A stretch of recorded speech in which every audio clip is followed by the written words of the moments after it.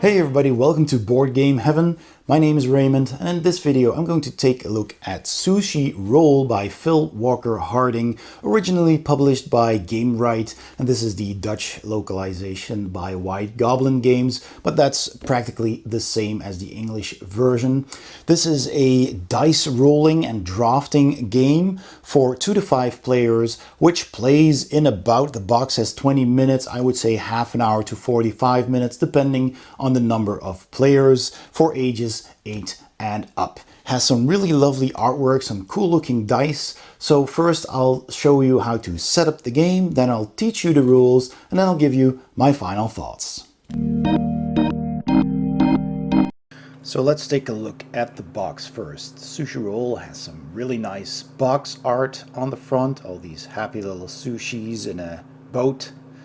And on the back of the box you can see some of the components all set up, ready to play, with these player boards and the dice and tokens and whatnot, all explained here.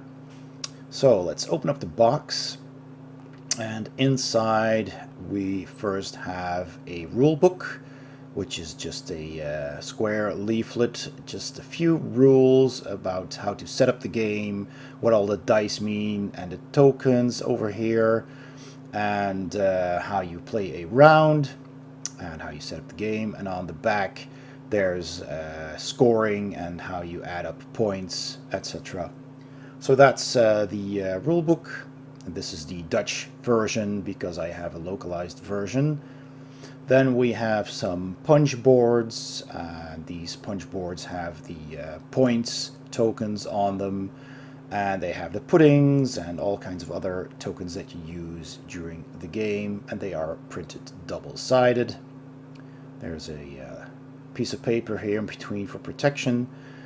We also get several Ziploc bags to put those tokens in, and a baggie with dice that have all the dice from the game. So that's nice. We have Sushi Roll on it, and in this case the White Goblin logo, and inside you'll find all of the dice. Now some more Ziploc bags here, and then we have the player boards and the conveyor belts. So these are the conveyor belts, and they're basically just cardboard tiles. One of them has a red edge, and there's 5 of them in the box because you can play this up to 5 players.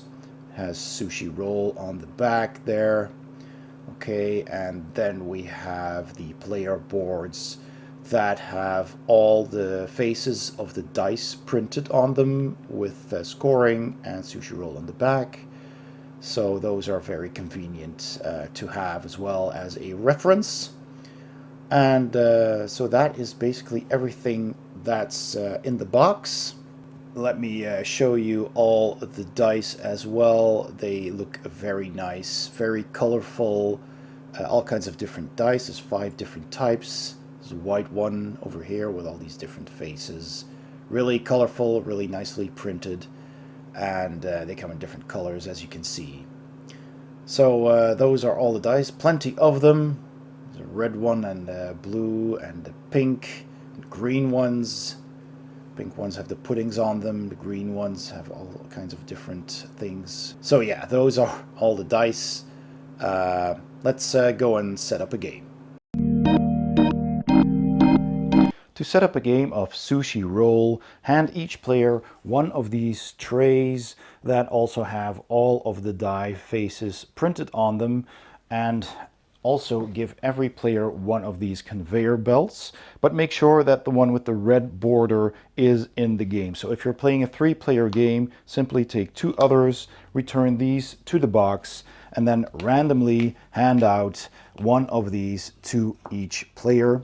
Keep all the tokens nearby. There's pudding tokens, scoring tokens, re-roll tokens, and swap tokens. Every player gets 3 re-roll tokens at the start of the game and 2 swap tokens. Put all of the dice into the provided dice bag, and that is the entire setup. You're now ready to play, so let's explain the rules. Depending on the number of players, each player draws a number of dice from the bag. In a 2-player game, each player draws 8 dice from the bag. In a 3-player game, you draw 7 dice. In a 4-player game, 6, and in a 5-player game, 5. The player with the conveyor belt with the red frame is the starting player. So simply draw, in this case, 7 dice from the bag, and you put them on your conveyor belt. And once every player has done that, you take those dice and you roll them. So let's just take our dice, give them a roll, and then I place them back on my conveyor belt. Now, once everybody has done that, starting with the first player, you have 2 steps.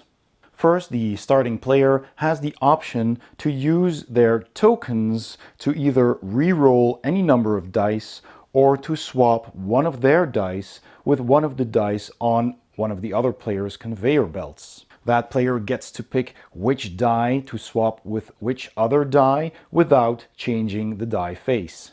And after you've done that, or not, then the starting player picks one of the dice from their conveyor belt and puts it on their tray. And I'll explain what all of these icons mean in a little bit. So let's say the first player did not want to use any of their tokens and simply picks this die, puts it on their tray, and then in clockwise order, the other players also take a turn. So this player, of course, also has those tokens, and so does this player. So the second player might want to try and re-roll. They could do that. They just put one of those tokens back to the pool, take their dice again, roll them again. If they want to re-roll everything, you can also leave some dice on the conveyor belt that you do not want to re-roll. But let's just say they did, and now they might want to take this die. Then it's the third player's turn. They might not want to use a token right now and simply pick one of these dice. Doesn't matter which one you pick, but you simply pick one each turn. And after each player has picked their first die, the conveyor belt starts to move. So then you simply move all the conveyor belts one space in clockwise order, so to the left. Which means that now this player is the starting player. They take the dice and everybody can re-roll at the same time. So you simply take all the dice, roll them again, place them back on your conveyor belt, and every player does that. And then this player can take a die and of course use these tokens before they pick if they want to. Second player gets to use one of their tokens and then pick a die. And the same goes for the third player. You can use your tokens first and then pick a die. And this is repeated until all the dice have been picked and every player has 7 dice on their tray. Then you simply count up your scores, which I will explain in a second. And then all the dice are put back into the bag and you play the whole game again. And you do this 3 times. So let's take a closer look at what all of these dice mean and how scoring works. Now, first of all, you have the white dice with the nigiri sushi on them. And these dice have 2 faces with this blue nigiri, which is worth 1 point. They have 3 faces with the orange one, which is worth 2 points. And one of the faces is the pink one, which is worth 3 points. The red dice are the maki rolls, and they have 2 faces with 1 maki on them, 2 faces with 2, and 2 faces with 3. The person with the most of these maki rolls added up at the end of one round gets 6 points. The second most gets 3, and the rest get none. The blue dice have 3 dumplings, 2 tempura shrimp, and 1 sashimi. And those score differently the more you have. So one of these dumplings is 2 points, but if you have 2 of them, it's 4 points. And if you have all 3 of them, it's 8 points. The shrimp is worth 1 point if you only have 1, but if you have 2, they're worth 5, and if you have 3, they're worth 10. One sashimi is worth nothing, but if you have two of them, they're worth 6 points, and if you have all three, you've got 13 points. The green dice have 2 wasabi, 2 double menus, 1 single pair of chopsticks, and 1 double pair of chopsticks. And when you roll chopsticks, you immediately take 1 or 2 chopstick tiles from the common pool, which let you swap dice. If you roll the menu and you pick that one onto your tray, you can pick 2 of these menu tiles, which let you re-roll any number of dice on your conveyor belt. And the wasabi face is not worth anything on its own, but if you have a wasabi on your tray and you roll a nigiri in a consecutive round, then you can place the nigiri on top of the wasabi die, and then the nigiri will score 3 times as much, meaning that the blue one will be 3 points, the orange one will be 6 points, and the pink one will be 9 points. But you can only do that if you have a wasabi picked on your tray and you roll a nigiri that you place on top of that. You cannot place a wasabi underneath an already present nigiri roll, and you can only place 1 nigiri on top of 1 wasabi. And finally, there's the pink pudding die, which has 1, 2, or 3 puddings. And for those, you get these pudding tiles. So at the end of the round, you simply tally up the number of puddings you have on your tray, and you take that number of pudding tiles, you add them to your pool. And at the end of the entire game, so after having played 3 full rounds, the player with the most pudding tiles, or the most puddings on those tiles, gets 6 points, and the one with the least puddings will have minus 6 points, and everything in between is just 0 points.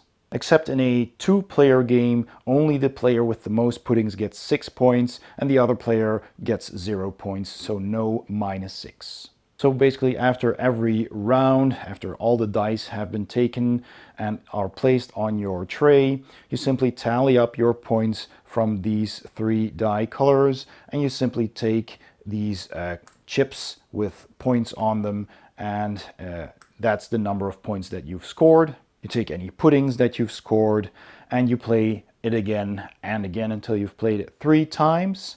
Then you tally up all of your points. Then, of course, all of the puddings also get you plus or minus or 0 points.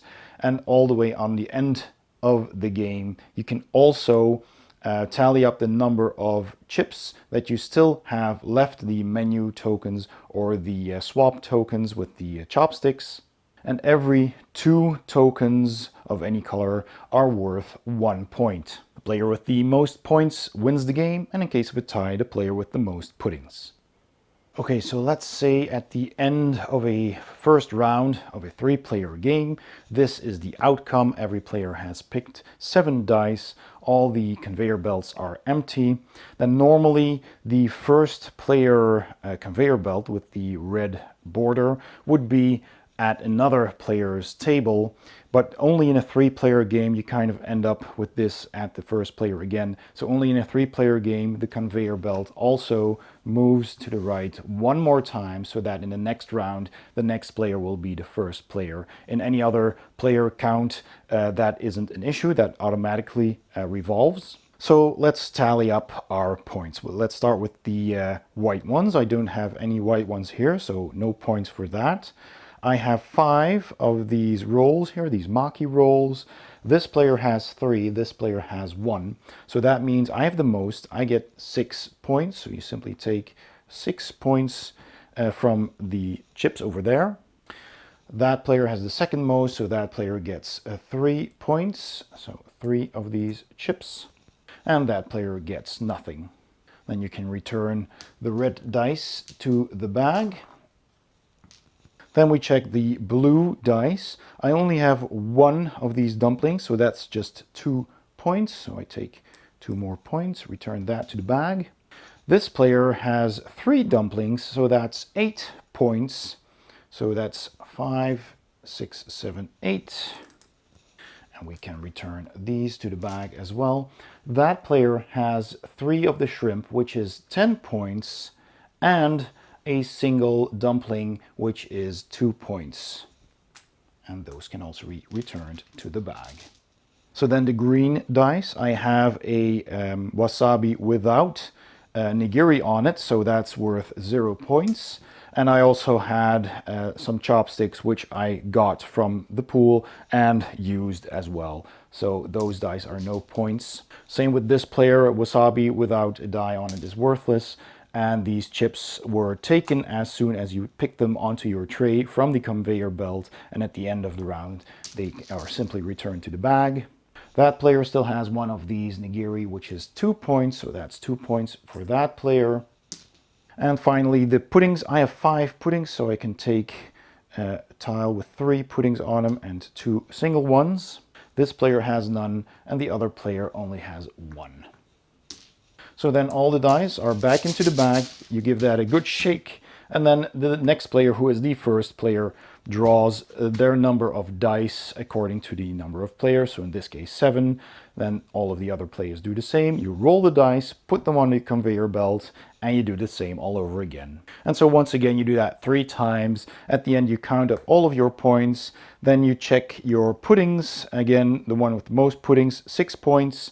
The one with the least puddings, minus 6 points, except in a 2-player game. And every 2 of these remaining chips that you still have are 1 point, and the player with the most points wins. And in case of a tie, the player with the most puddings. And those are all the rules for Sushi Roll. Let's go to my final thoughts.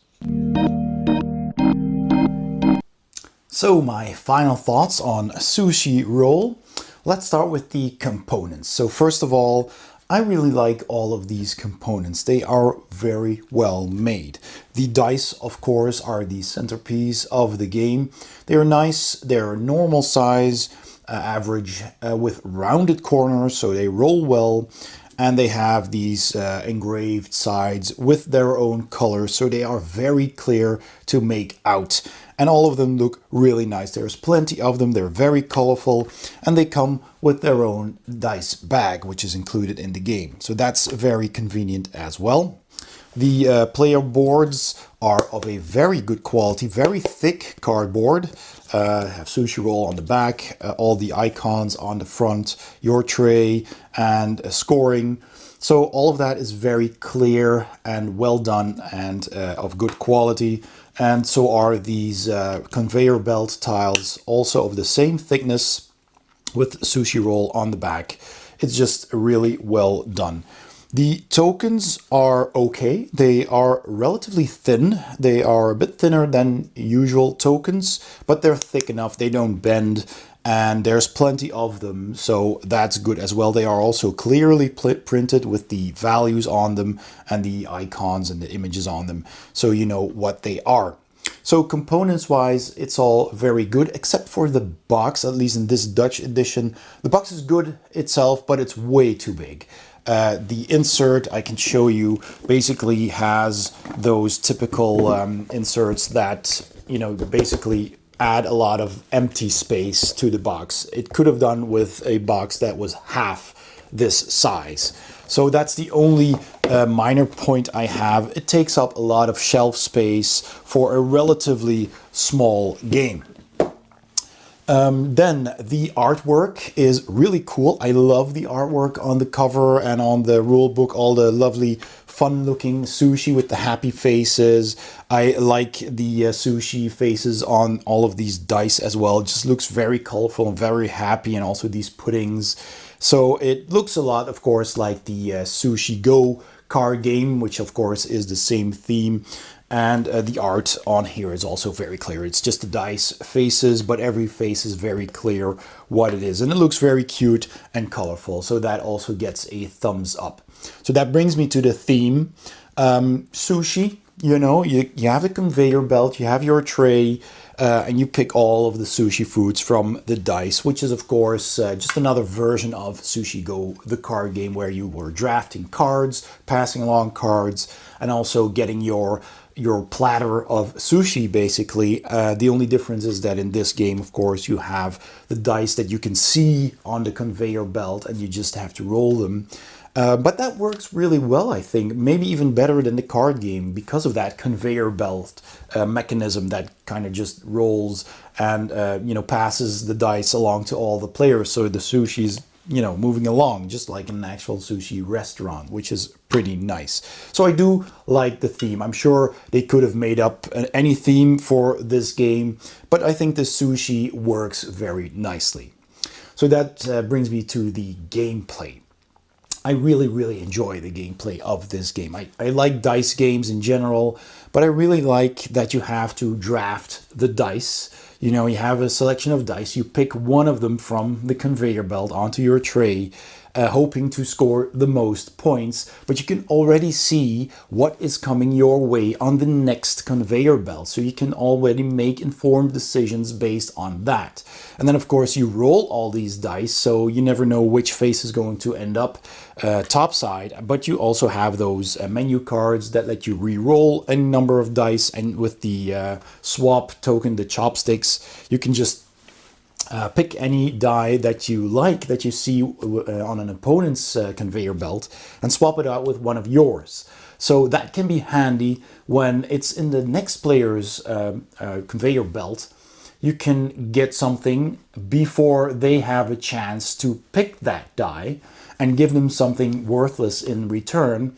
Or when you are taking your turn after the person to your right, if you're not the first player, you could actually try again and get something before they can use, after they've used it, but give them something valuable from your conveyor belt back because they already took their turn. And then that die will come back to you on the next turn. So maybe you rolled a couple of dice and you're thinking, well, this die, I wanted this die, but the result isn't good. So I'll take this die and put that die, or I'll take that die and put this die back so that next time I can roll that again if you don't have any reroll tokens. And you can also do that to avoid another player from getting a die that could help them. So there is a little bit of take that as well if you want to do it that way. So only with those trade of those swap tokens you can actually do that, which to me is a lot of fun. So you can kind of play it differently. You can just pick whatever you want from your own, or trade a little bit of take that. So there's plenty of things to consider, even if it is just a relatively light dice chucking drafting game. So yeah, gameplay is very enjoyable and also lasts 3 rounds. And that is a very nice length. 1 round is a bit short. You kind of want to go again. And then 2 rounds, and you take a 3rd round. So the whole game is kind of a good length. It doesn't overstay its welcome, but it plays long enough that you enjoy playing it still to the end. Which also brings me to the replayability. Usually after one full game, you'll have, you'll be happy and, ready to move on to another game. You could play it a second time, but it plays in about, well, the box says 20 minutes. I would say 30 minutes for 2 and 3 players and 45 for 4 and 5 players. Because you do have to make your decision and take your turns, and that can take a little bit longer with more players, but not too long. So after a full game, you could possibly play it a second time, but I usually just play one game on a night, on an evening, and that's very enjoyable. But it does have a high replayability value because it's just fun. It stays fun. You can put it on your shelf and take it off the shelf the next day and still have a lot of fun with it. So it has a big staying value in my opinion. So then finally there's the language dependency. The game is basically fully language independent. The only things that you will have in a certain language are of course the rule book, but you can also download rules in different languages. And the menu and the chopstick tiles do have a little bit of text on them because they say roll again and trade in Dutch here. I have the Dutch version. And on the player boards, you will have a little bit of text explaining what to do, but it is very simple. So it is like 95% language independent. Now it has been localized in several languages, so you will be able to find it in your own language. But even if you don't, just get the English version and it is very, very easy to explain. So in the end, I think Sushi Roll scores very well, for me at least. I'm giving this absolutely a 2 thumbs up. I really enjoy it, and it will probably stay in my collection for a long time. That was it. I hope you enjoyed this video. If you did, please give it a thumbs up.